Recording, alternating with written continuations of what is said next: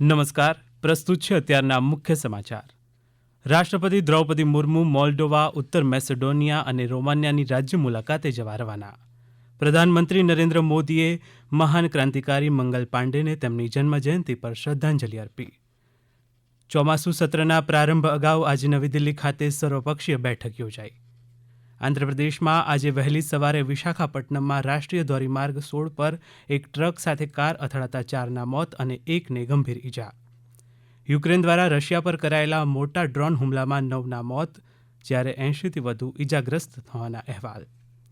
અઝરબૈજાનમાં ભારતીય દૂતાવાસે UNESCO World Heritage site of India પર કાયમી પ્રદર્શનનું ઉદ્ઘાટન કર્યું. કેબિનેટ મંત્રી કુંવરજી બાવળિયાના હસ્તે મોરબી આઈટીઆઈના 100 બેડની ક્ષમતા ધરાવતા હોસ્ટેલ બિલ્ડિંગનું ખાતમુહૂર્ત. રાજ્યના 7 ઔષધીય ઉદ્યાનોમાંથી 2.75 લાખ ઔષધીય રોપાનું વિનામૂલ્ય વિતરણ. ખેડૂતોને સબસિડી, વિદ્યાર્થીઓને સંશોધન માટે જીવંત પ્રયોગશાળા ઉદ્યાનો બન્યા. સુરત ખાતે નાયબ મુખ્યમંત્રી હર્ષ સંઘવીની ઉપસ્થિતિમાં વીવર્સ પરામર્શ સંમેલન યોજાયું.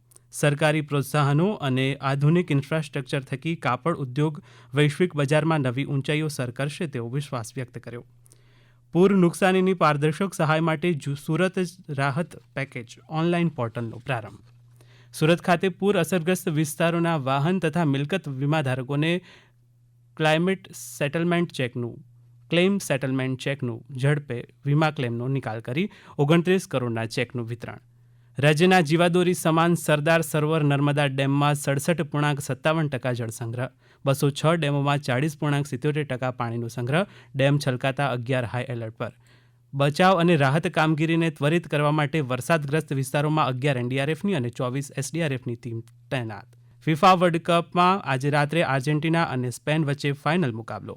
અને 2 વખતના ઓલિમ્પિક ચંદ્રક વિજેતા પીવી સિંધુએ જાપાન ઓપન સુપર 750 બેડમિન્ટન ટુર્નામેન્ટનો ખિતાબ જીત્યો. હવે પછી આપ 1:20 રાષ્ટ્રીય સમાચાર સાંભળી શકશો. નમસ્કાર.